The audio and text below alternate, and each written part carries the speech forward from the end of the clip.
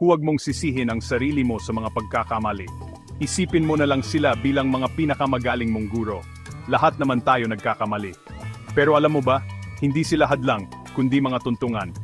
Isipin mo noong natuto kang magbisikleta, nadapa ka, bumangon ka, at biglang nakabisikleta ka na ng mabilis. Bawat pagkakadapa, may natututunan ka. Ganyan talaga ang buhay. Ipinapakita sa atin ng pagkakamali kung ano ang hindi gumagana para makita natin kung ano ang pwede. 1,000 beses na nabigo si Thomas Edison bago niya naimbento ang bumbilya.